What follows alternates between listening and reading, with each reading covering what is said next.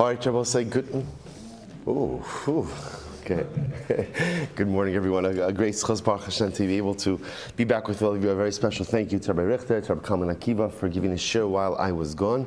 But Baruch Hashem, a wonderful schos to be able to begin the new week together. Begin by thanking all of our sponsors. To thank our Talmud Torah sponsors for the month of Menachem Av, the Tilson and Wall families from Eretz Yisrael, for dedicating all of the shiurim and drushos this month with love from Eretz Yisrael and inviting us in Eretz Hashem to come and join them. We should be Zocha Eretz Hashem b'Sha'at Tova u'Mitzlachos. Our week of learning sponsors, Leah Sol, wishing a Mazel Tov to Abram and Zisi Silber on the birth of their son. Mazel Tov Eretz Hashem.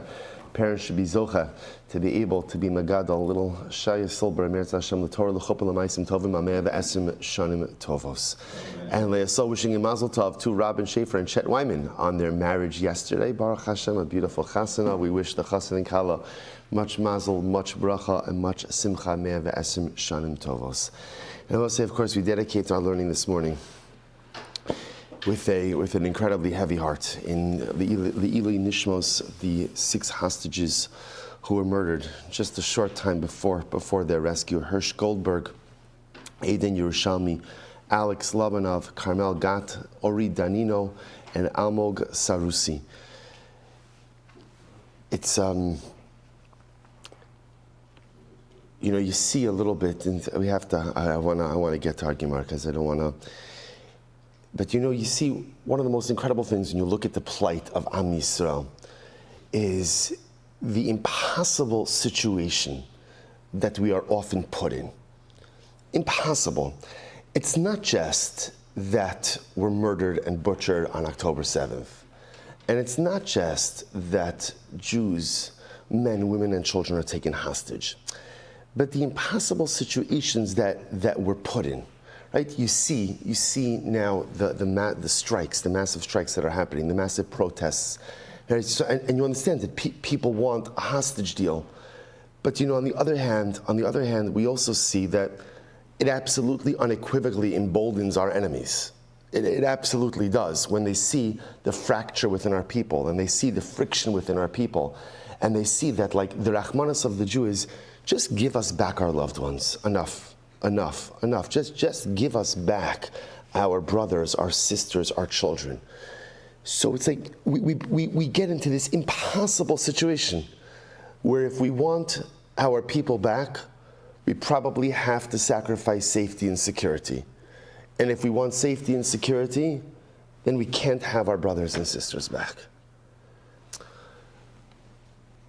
What other people in the world is ever put in this type of situation? What other people in the world? Do you understand the enormity of this? That these precious neshamas, they were alive on Erev Shabbos. They were alive on Thursday. They were alive. They were alive. Our tefillos and our avoda to keep our hostages alive, it worked in such a beautiful. And then literally again, just moments, the achzorius, the sheer cruelty of their captors is absolutely, could have just as easily said, just go. Could have just let them roam free in the tunnels. What we're living through are times of not just adversity, but the most inhumane and the darkest type of human behavior that the world has seen probably since the times of the Holocaust. And all of it always inflicted upon our people. I don't pretend to know what this is.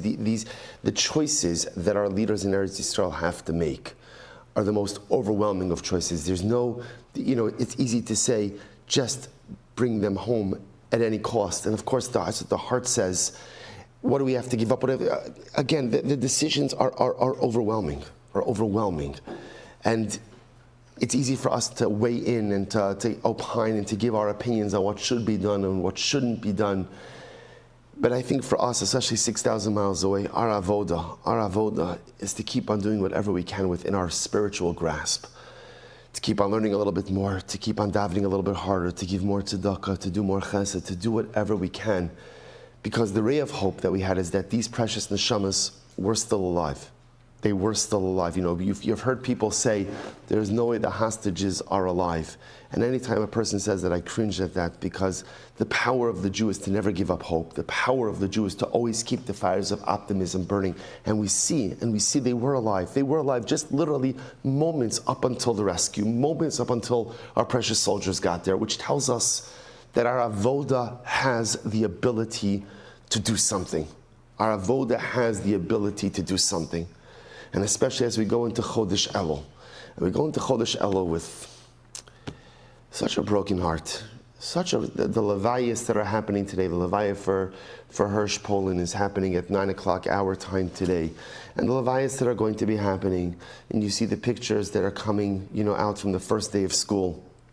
And again, soldiers who have fallen in battle have their commanding officers taking their children to. It's overwhelming. It's overwhelming. But Chavre, what it tells us is it's time to redouble our efforts. It's time. I know it's Labor Day, and Baruch Hashem, we have a little bit of extra time in our hands today. Hopefully, use it. Okay, yes, relax and enjoy and spend time with your family. Absolutely. But also add in a little extra avoda. And Chodesh Elul is coming. We have to make this an Elul. We have to make this an epic Elul. An epic Elul, because Klal Yisrael needs an epic Elul. Because Klal Yisrael needs a Yeshua. Because Klal Yisrael needs a salvation. Because Klal Yisrael needs us. The Ribbon Shalom should give an aliyah to the neshamas of these precious souls. An aliyah to the neshamas of these precious Jews. What they endured, what they suffered in captivity. Only they and HaKadosh Baruch Hu know. But there is no doubt that they suffered, but no doubt that they exhibited incredible strength, Herculean strength, to be able to endure whatever their tormentors heaped upon them. And that should serve as a source of inspiration for us. Klal Yisrael, we could survive anything, and we do survive anything. Like we always speak about, the outcome is not in doubt. The outcome is that Klal Yisrael always emerges victorious. The only question is, what will be the cost of that victory? And how much pain will line the path of that victory? But it is incumbent upon us to daven for the neshamas, to daven for their families, to daven for Klal Yisrael, to continue to daven for the remaining hostages. We cannot give up hope. We cannot fall into the grasps of Yeosh. We have to believe that some way, somehow, our remaining brothers and sisters will come home and will come back to their families. By whatever means we have to take, whatever means necessary, keep the fire of hope, the fire of optimism burning. Do our avoda, continue to act in halavai natzuchus. Our hostages will come home. Our soldiers will be successful. The neshamas of those who we have lost. Sheva litra gan eden. Shevei melitz yosher for all of Klal Yisrael and halavai. We should be zocher that before this year comes to a close, we should be zocher Meretz Hashem to be able to usher in the Geula and to be able to usher in to welcome in Mashiach Mihira B'Yameinu. Amen. Also, today's daf is Samech Tes 69. We are picking up a Meretz Hashem at the Mishnah on Samech Ches and Beis, a brand new sugya for us. So again, a really fascinating and incredible sugya. So again, continuing in the theme of when you sell something, what is included in that sale? Was included in the sale. So the Mishnah says as follows: So we'll say, we're going to go through the Mishnah now. Now the Mishnah uses some pretty nondescript terms. We'll define ultimately again what everything means in the Gemara. If a person sells a field, so they included in the sale are the stones that are necessary for the field. What that means, we'll see in the Gemara. So maybe if you're buying a vineyard, you go ahead and you also include in the sale are the reeds necessary for the vineyard. If you buy a field, this is a wheat field. If you buy a field, you purchase, included in the sale is any wheat that ultimately again is attached to the ground. Or a thicket of reeds that is less than a quarter of a kav. Okay, and if you have a guard booth. If the guard booth is not made of mortar, it's included in the sale as well. Or if you have a carob tree that is not grafted. Vesbesulas hashikma, or you have a sycamore tree that has never been pruned. So let's say, so all of these are things that if you buy a field, they're all automatically included in the sale of the field. But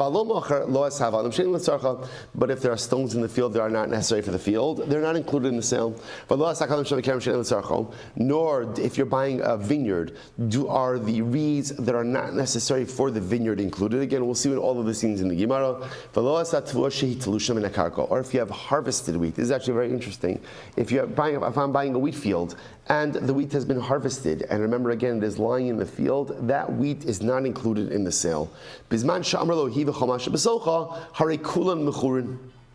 So now obviously, the exception to this rule is, if I buy a field from Ruvain, and Ruvain sells to me, and he sells to me in a way, and he says, the field and everything that is in it, so now obviously that's a different type of sale, right? That's an all-inclusive sale, and then that will include everything that is in the field. Benkach u benkach, but I want to listen to this.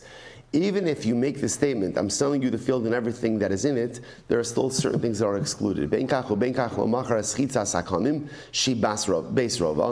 there is a thicket of reeds that is at least a quarter of a kav that is never included in the sale, because that's considered to be almost like an entity unto its own. Or if you have a guardhouse that's made of mortar, because a guardhouse that is made of mortar is more substantive and is considered to be an entity unto its own. Nor does it include a grafted carob tree, because you're going to say these items were considered to be more significant and therefore never included in a sale. Or a pruned sycamore tree. So these items again are considered to be more significant, and therefore I will say, here's what's going on over here, right? Essentially, there are really three iterations of sales. So there's one what we'll call a stam sale. So a stam sale is, I sell a field to Ruvain. What's included in the field? Well, what's included in the sale? So the Mishnah goes through that. Items that are normally again just a part of the field. What's not included in the field? Things that are not necessarily necessary for the actual usage of the field. But however, if I sell the field and I say everything that's in it, so that's an all-in sale. But even in an all-in sale, there are certain things that are so chashuv that they are reckoned as an independent entity and therefore not included in the sale. Included in that are a guardhouse that is plastered, that is made of mortar, that's right, a grafted carob tree, and a pruned sycamore tree. Or for that matter, a thicket of reeds that is at least a quarter of a kav. These things are considered to be so chashuv that they are never included in the sale of a field. Okay, incredible. I'll say, let's go. Gemara 69a Samach Tesam Dalaf. My avanim she'en tzarcha. So I'll say, so first thing we spoke about is, I'm selling a field to Ruvain. The Mishnah said included in that sale are stones necessary for the field. What are stones necessary for the field? Hacha targimo avnei de'achba. So I'll say avnei de'achba. The Rashbam points out is, after you go ahead and you harvest wheat or harvest grain of any sort, you leave it in the field to dry out. Now listen, obviously you don't want the grain to scatter, so what do? You put a rock or rocks on top, or stones on top of that sheaf.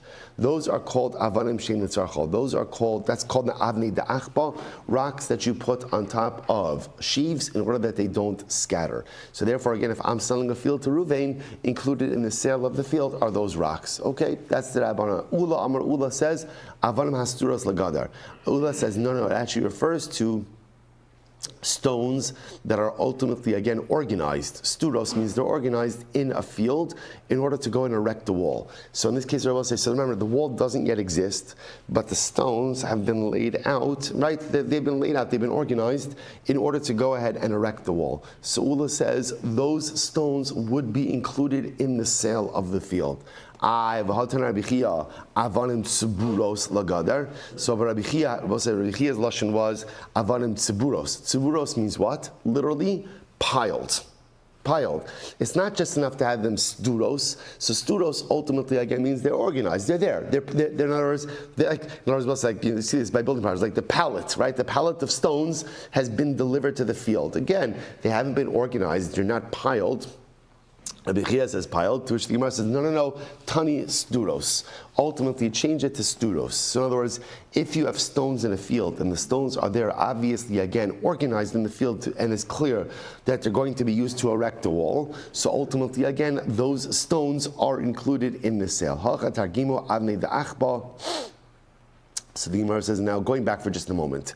So now we have two different opinions as to what does it mean when we say that if you sell a field, the stones necessary for the field are included in that field. So again, first opinion, avnei da'achba, it refers to the stones that are normally placed on tops of the sheaves of wheat to keep them from dispersing. And opinion number two, it's stones that are organized inside the field that are going to be used to build a wall. Okay, so the Gemara says, hacha targimu avnei da'achba. So we'll say, so now the Gemara says over here, so here we take the approach of avnei da'achba. Avnei da'achba means the stones placed on top of the sheaves so that they shouldn't scatter. Now remember again, the Gemara now references another machlokes that we had before between Rabbi Meir and the Rabbanan. Take a look at the Rashbam for just a moment. It's the second short line, Rabbi Meir. Suppose remember again, we had this machlokes. We referenced it before, but we'll see it again in Meretz Hashem. So I'll say, so this machlokes Rabbi Meir and the Rabbanan, that when you sell something, so what is included ultimately again in that sale? So Rabbi Meir has a very expansive view. Rabbi Meir essentially says anything that is in any way used as part of the service of the field is included.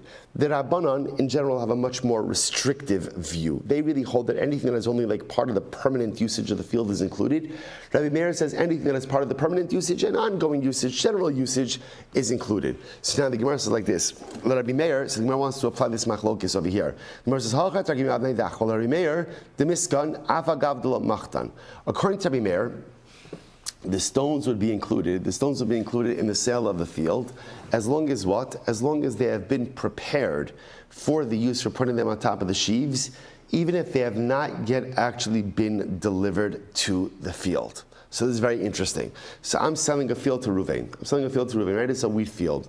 So now the Mishnah says included in the sale of the field are the stones necessary for the field. We've established now what are the stones necessary for the field. Machlokes, either the stones you put on the sheaves or the stones that you're going to use to erect a wall. So now let's go with the first idea that it's a stone for the sheaves. According to Rabbi Meir holds that halacha l'maisa, as soon as those stones have been identified, right, or have been set aside, even if they're not in the field itself, they're included in the sale. The Rabbanan hu demachtan. According to the Rabbanan, they're only included if what? If they've actually been placed in the field itself. Ulu dam Rabbanan masuras legather. But according to Ulu, who says that the stones the Mishnah references are the stones that are going to be used to erect a wall. The Rabbi Meir demiskan afal gav de lo sidron. According to Rabbi Meir, as long as they are in the field, right? As long as they've been set aside, even if they have not been organized, they're included in the sale. The Rabbanon hu desidron. The Rabbanon ultimately again require that halacha l'maisa they have to be arranged in order for them to be included in the sale. Fine.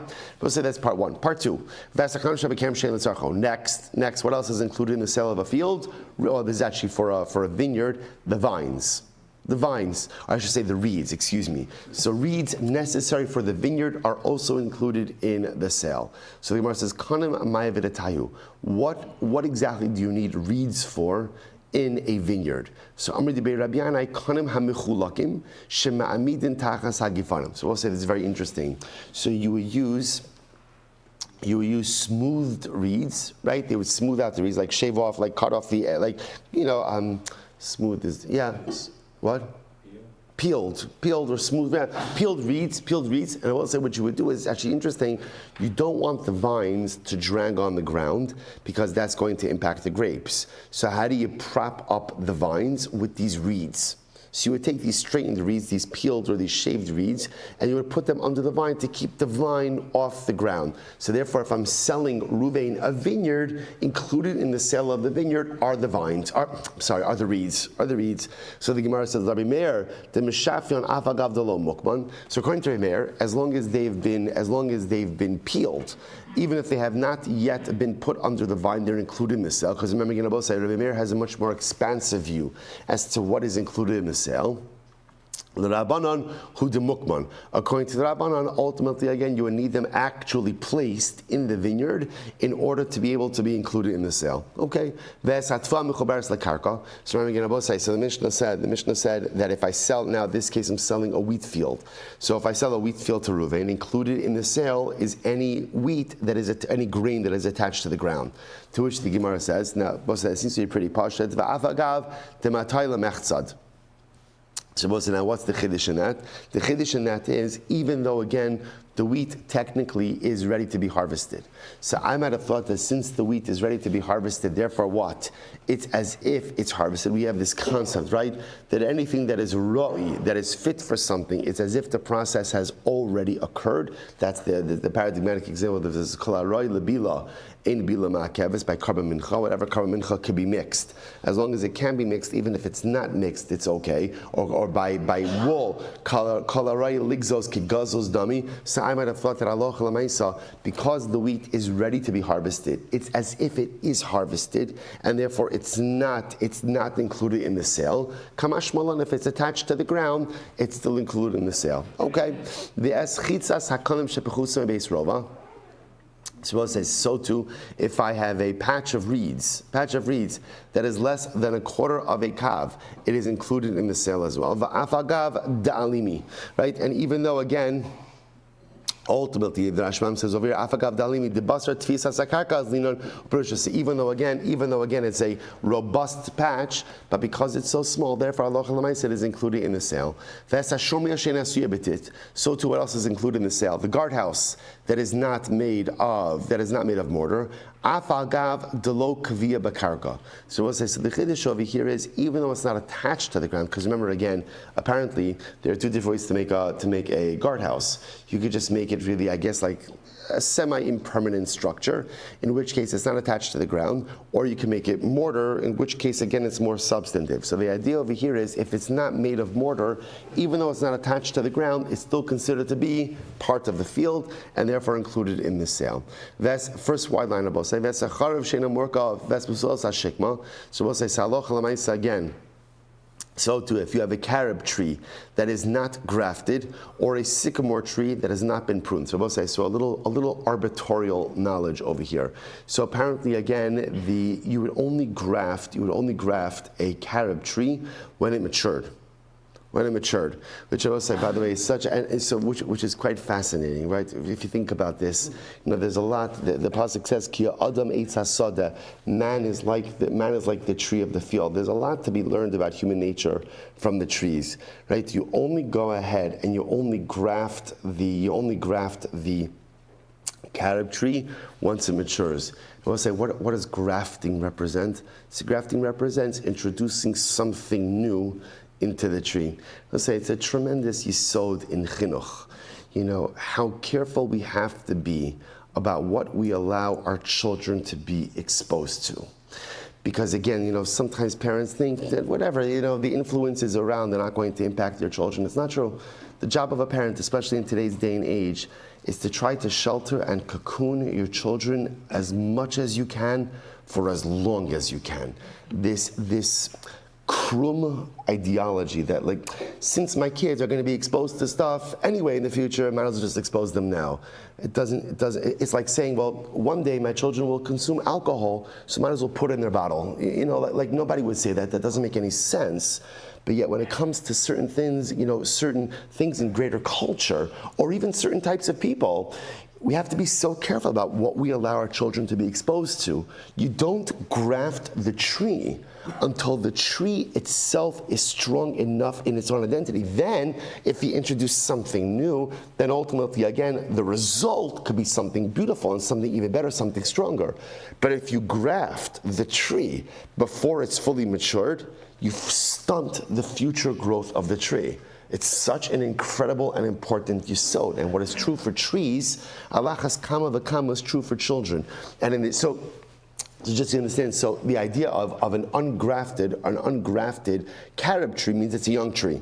And because it's a young tree, therefore Allah L'maisa it's included in the sale. So too, the besulas hashikma means this is a sycamore tree that ultimately, again, has not been pruned. has not been pruned. Which is also a beautiful thing, because part of the yesod in parenting is, sometimes you have to let your kids be themselves. Every parent, consciously or subconsciously, has a vision of who they want their child to be, right? I want my child to be like this, I want my child to be like that. And so sometimes we don't even realize it, but we prune the branches while the tree is still young. So a little bit of pruning may be necessary, but part of the development of the tree is let the branches grow. Let the branches grow. Let a child grow into their own. Sometimes a child becomes what their parent wants them to be, but more often than not, children become who they need to be, not who their parents want them to be. And part of parenting is allowing those branches to grow out. Obviously, if the branch is growing in a totally wrong direction, right? The branch is going into my neighbor's yard, so that's not good. Sometimes you have to prune a little bit here and there. But there's such a powerful yesod to allowing our children to become who they need to become and not prune them to make them into our own image. So they're just powerful yesodos from parenting and chinuch from the Mishnah and Bava Basra. So in any event, but back to our regularly scheduled program. But the idea over here is the Gemara says that if you have an ungrafted carob tree, so that's a young carob tree, or an unpruned sycamore tree. So these are all young trees. These are included in the sale of the field. So the Gemara says, Afagav dalimi, even though they're robust, right? So even though they're robust and even though they're strong and powerful trees on their own, halacha l'maisa, they are still included in the sale. Avaloma charloes ha'avadim shein l'tzarchas. Well, says, remember again, what was next? But we don't include in the sale. Stones that are not necessary for the field. So if there are stones in the field that are not, so now we understand what necessary is, right? Necessary means they hold down the sheaves of wheat, or they're going to be used for a wall, but apparently if they're not necessary, they're not included. So Gemara says, what's an example of stones that are not necessary? So again, this goes back to this machlokes Rabbi Meir and the Rabbanan. Rabbi Meir, the law miskan, according to Rabbi Meir, ultimately, again, they have not been designated for use in the field. The Rabbanan, the law machtan, according to the Rabbanan, they have not been placed in the field. Now that's according to the first approach. They are talking about stones that are placed on top of sheaves. But according to Ula, who says that we're talking about stones that are going to be used for a wall, the Rimeir de lo Miskan, according to Rimeir, they have not been organized. The Rabbanan de lo Sidron, right? According to Rabbanan, they have not been piled one on top of the other. Okay. Similarly, again, halacha l'maisa, if you have reeds in the vineyard that are not going to be used, that have reeds that are not used for the vineyard, they're also not included. The Rabbanan de lo Mukan. According to Rimeir, they haven't been smoothed. According to the Rabbanan, they have not been placed underneath the vines. Incredible. So I'll say similarly again, if you have grain that has been detached. So again, I'm selling Reuven a wheat field. I have harvested wheat in the field. That harvested wheat is not included in the sale of the land. To which the Gemara says, I will say, now what's the chiddush in that? The chiddush in that is even though the wheat still needs the field. Now what does that mean, the wheat needs the field, if it's been harvested already? So the Rashbam points out, I will say, remember again, it's all interesting agricultural knowledge. You don't just harvest wheat and bring it into your house, right? What do? You leave it out in the field to dry out, right? So therefore, again, even though the wheat has been detached, still the wheat, so to speak, still needs the field. So I might have thought that because it still needs the field, therefore it should be included in the sale. Kamash Malon, no. Once it's harvested and detached, it's not included in the sale. It's incredible. I'll say, by the way, it's also like, if you think about this, that grain needs the land even if it's not attached. An incredible metaphor for Am Yisrael and Eretz Yisrael as well. There are Jews who Baruch Hashem grow in the land. Those are the Jews who are zocher now to live in Eretz Yisrael. But even those of us who don't physically live in the land, even if you're detached from the land, you still need the land as well. There's still a concept of needing the land, needing the aretz, even if you're not physically attached to it. Incredible. Gemara goes weiter. Similarly, again, if you have a thicket, right? This is like, I don't know if the thicket is the right word. I just like the word thicket, right? This is like a thicket, right? That was the ayal nechaz b'svach. Article translates as the thicket, right? So again, if you have a patch, you have a patch of reeds that's a quarter of a kav. Ultimately, again, it is not included in the sale. V'avagav diktini, even though again it's still relatively small. By the way, this is not just the din in reeds. This is any patch. We're going to see any patch that essentially has its own individual identity. It has its own identity. So we'll say this is actually very important. So let's say, for example, I'm selling Ruvain a field, but within that field is a patch of whatever, right? It could be a row of herbs or a row of vegetables or something, but something that has its own identity. Own identity by dint of the fact that it has its own name. It's known by something else. It is not included in the sale. So the Gemara says, Amra Papa, v'hu dekarila varda de planya. He gives an example of if let's say again, let's say for example there was a rose bush, and they called the rose bush or the rose patch. This is the rose patch of Shimon. If it has its own name, it has its own identity, even though it's situated in the field, it's not included in the sale. Incredible. Similarly, again, about say if there was a guardhouse that was made with mortar or plaster, it's not included in the sale. And I will say the chiddush over there is even though this structure is attached to the ground, it's not included in the sale. Why? Because since it's made of mortar or plaster, therefore what? Bless you. Therefore, it's chashiv, has its own independent identity, and therefore is not included in the sale. Incredible. Skip the parentheses. By Rabbi Lazar, Malavnos shal psachim mahu. So Rabbi said, this is fascinating. So this is actually Malavnos shal psachim. So if you take a look, the Rashbam says over here as follows: By Rabbi Lazar, Mishum Asnisin the Kamiflagi B'Shomria Ben Asuy Betit Lashena B'Asuy Betit Nakit Hacha Lahach Bayad the Kamiflag Ben Asuy Ben Good Mocher Sabayis the Chavero Kabay Mocher Bechlal Abayis Mocher Bechlal Abayis Melavno Shapsachim Imlav Hu Tikun Shaosin Savah Vamazuzos Unamilamalo Milamata Shadal Shakei Falein. Shabbos saying this is actually very interesting. So this is talking about over here. Melavno Shapsachim essentially is, I'm not going to say there's a doorway. There's a doorway, right? So doorway has the doorpost and the lintel. But sometimes people would add in like a little extra, almost like a molding that's there. But the door would rest against the molding. So it's not part of the primary. There's a primary doorway, but then you'd have this additional molding there. Is that included in the sale of a home or not? Very interesting shaila. So malamno shal psachim. So literally, again, these additional molding that the door would rest against, is that included in the sale of the home or not? So mao. So obviously, if the moldings are mamish like attached, right? If they're attached with mortar, then obviously that's part of the structure. Then of course it goes without saying. Kiti bailacha, tinikiti besichi mai. What happens most say if the moldings are not attached with mortar, but rather again they're attached by pegs, meaning they're easily detachable. So is that included in the sale of the home or not? Which the Gemara says, teku. Not sure. Similarly, again, by Rabbi Zera, Melavno shal chalonos. Mao, both say same idea. What if you have some type of framing, some type of molding around windows? So is that included in the sale of the home or not? So I wanted to say that's clearly just decorative. So because it's decorative and not functional, so you both say it's a little bit different than the moldings by a door. Because the moldings by a door on one hand are decorative, but they're also functional because the door does rest against it.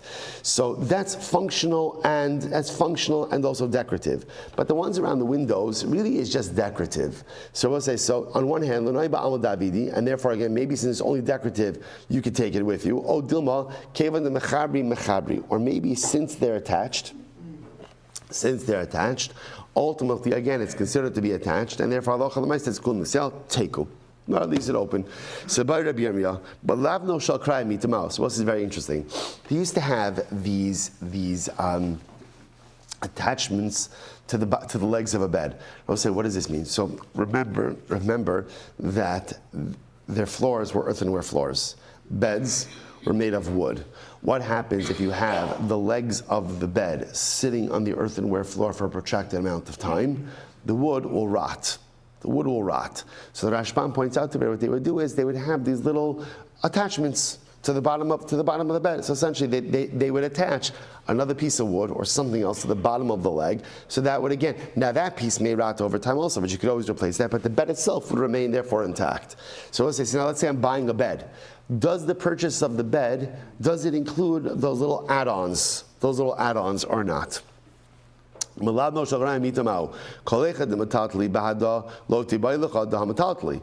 say, so ultimately again, so when those bottom piece attachments are actually attached to the bed, then of course they're included in the bed, right? Because again, they're attached. So what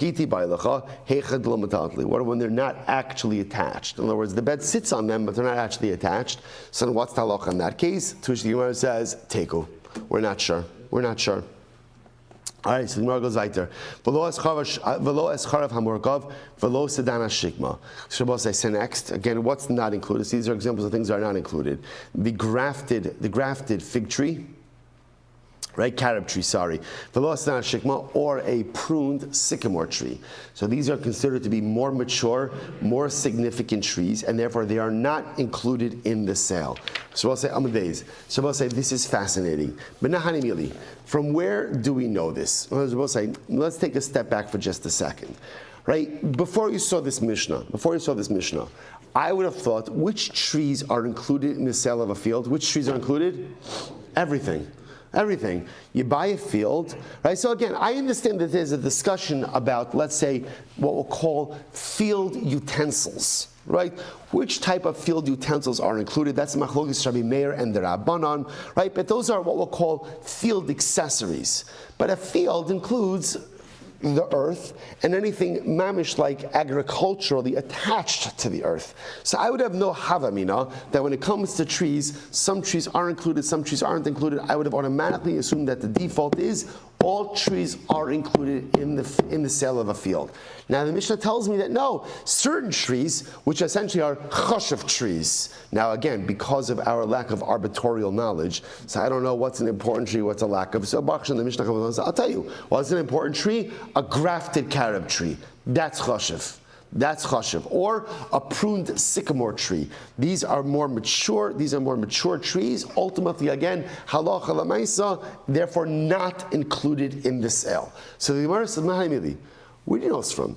Where do you know this from that some trees aren't included in the sale, some trees aren't included in the sale, or more importantly, what the Gemara is saying is, how do I know that important trees, chashav trees, are not included in the sale of the land? Menahanimili. From where do I know this? So I will say, that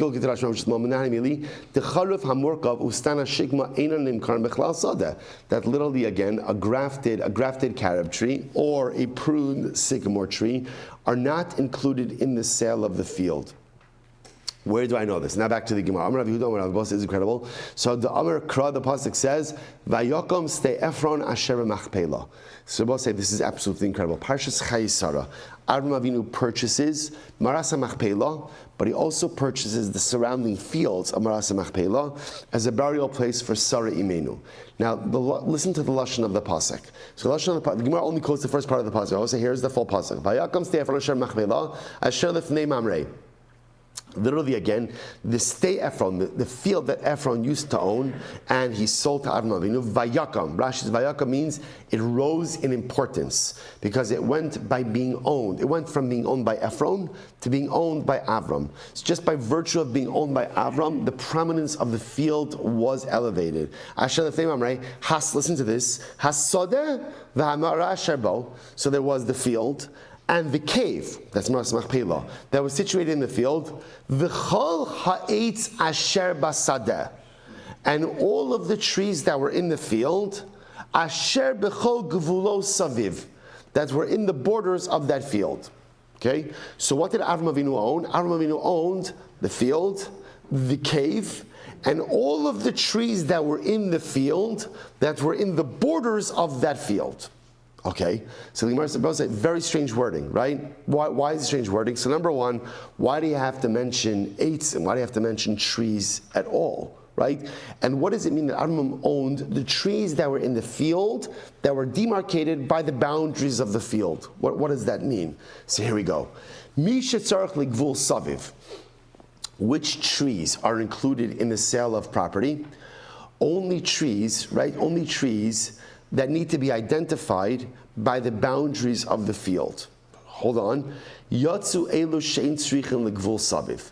I will say, but trees that are so chashuv that they don't have to be identified by the boundaries because people know these trees are not included in the sale of property. Okay, so let me explain this once more. The fact that the pasuk says that Adam Avinu, there are two different types of trees in the world of trees, right? At least halachically, in the world of trees, there are two different types of trees. Trees that are so important that their location does not have to be identified by the field in which they are situated because everyone knows these trees. They're chashuv trees. They're chashuv trees. Versus other trees which are only known or identified by the field in which they are situated. So trees, so watch this. So therefore, again, the pasuk says over here that what did Adam Avinu acquire? He acquired the cave, the field, and v'chal ha'etz, all the trees that were included in the boundaries of the field. So Adam Avinu acquired trees that didn't have their own independent identity. So because that, the only way we know about these trees is how, or the identity of these trees is essentially subsumed by the area in which they are situated.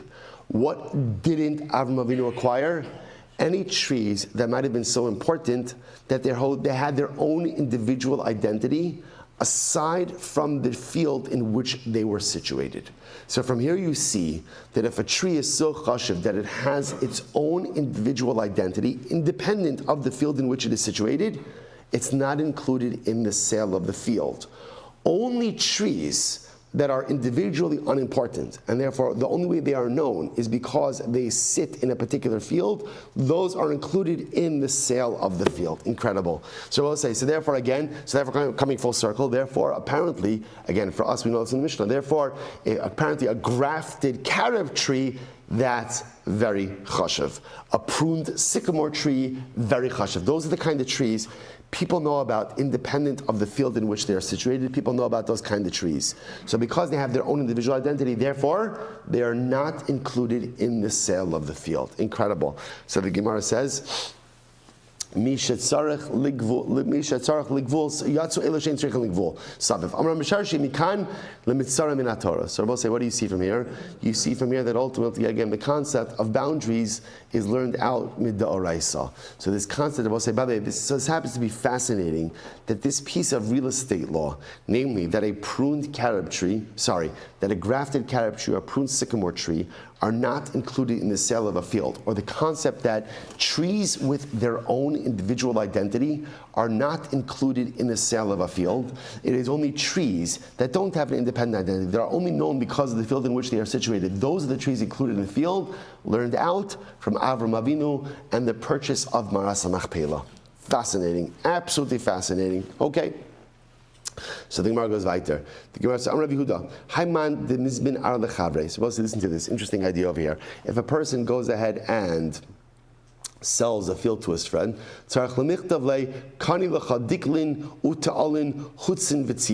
he should write in the field that you acquire these are all different types of palm trees. Right, all different types of palm trees. So go ahead and halacha l'maisa. You should say that ultimately, again, I'm giving over to you all different types of palm trees. Now we'll say, now afagav dechilo kasev lehachi kani. So we'll say, so the truth is, you don't actually have to write that, right? Because remember again, I will say, when you sell a field, what's included in the sale? What's included in the sale? What's included in the sale? Everything. The only exceptions also we have are these two trees, right? The grafted carob tree and the pruned sycamore tree. Other than that, everything else is included. So the Gemara said, really, you don't actually have to write, I'm giving you this type of palm, that type of palm. You don't have to write that, but you should write it. So the Gemara says, even if you didn't write it, right? Reuven still acquires all the different types of palm trees. It's good. It's good to write it in the shtar. Now, why is it good to write it in the shtar? The Rashbam says over here in the fifth wide line, Rashbam Shufra the Shtara, Yipoi Koach Hashtar Dafilu I Asul Lifnei Bezdin Toin Yohev Le Shar Mufrashim B'Shtoch Shtar. I will say, so sometimes again, not every Bezdin is a competent Bezdin. So the issue just is, if for some reason you would end up with a dispute in front of an incompetent Beis Din, if you have everything explicitly written in a shtar, it just makes life a little bit easier.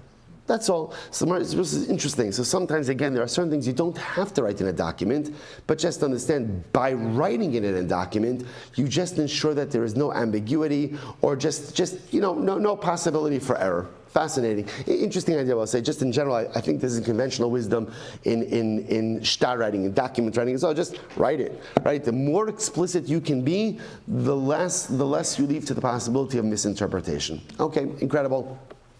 Let's go weiter. Amrle ara v'dikli. So this is interesting. So let's say I'm selling Reuven a piece of property, and I tell him I'm selling you land and palm trees. Land and palm trees. So we'll say, so now here's what's interesting. Now this makes it sound like I'm selling him two independent things.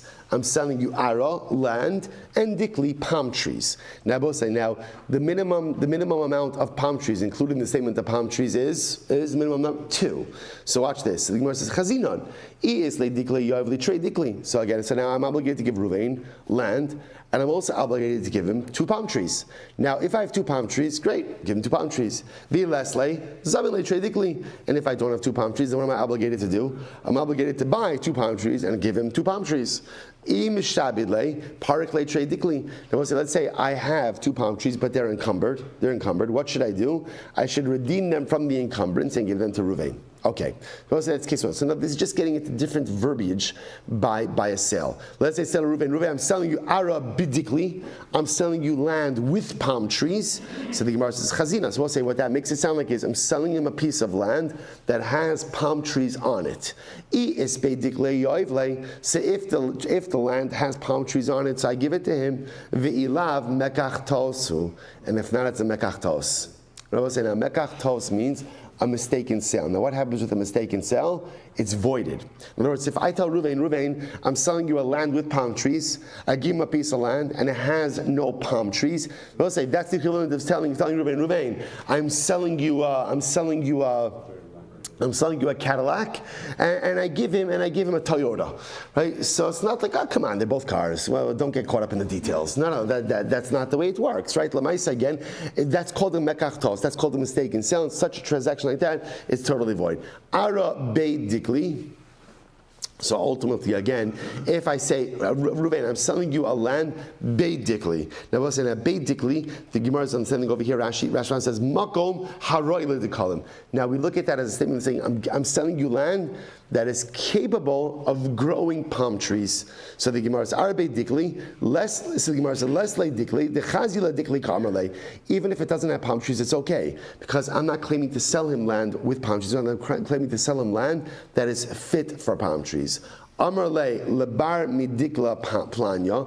So let's say I say to Reuven, I'm selling you land, but I am carving out with the exception of dikla planya, so a particular palm tree. So chazinan, dikla tavahu sheyurishare. So we'll say, so if this turns out to be a good palm tree, then that what it means is that ultimately, again, I'm withholding that palm tree for myself. Dikla bishahu kol shekain hanach. So we'll say, here's what's interesting. So essentially, if I say to Reuven, I'm selling you my land, but I'm withholding so-and-so palm tree. So we'll say, so here's what we do is we look at that palm tree. If that is a good palm tree, so okay, we say fine, Silber is holding on to that palm tree for himself, he's selling everything else, and everything else is included. If the palm tree was an inferior palm tree, then here's the issue. If I'm withholding the inferior palm tree for myself, then what? Certainly I'm withholding everything else for myself as well, in which case, again, it's possible that I'm withholding other things from that sale as well. So, all right, we'll say what we'll do is we'll stop over here for today. We'll pick up Emirat Hashem with this last, again, I want to rush through the rest of the cases. So I'll say I'll stop with this. Again, just a reminder, tomorrow is Rosh Chodesh, Haba Aleinu L'Tova, so Daf Yomi Emirat Hashem begins at 5:45 a.m. Emirat Hashem will say again, Shkayach everyone, meaningful day. Good morning, Craig. Thank you. Thank you. And sure, with you just if someone was living in Israel right now, I think there was another Hashkafa, Teku.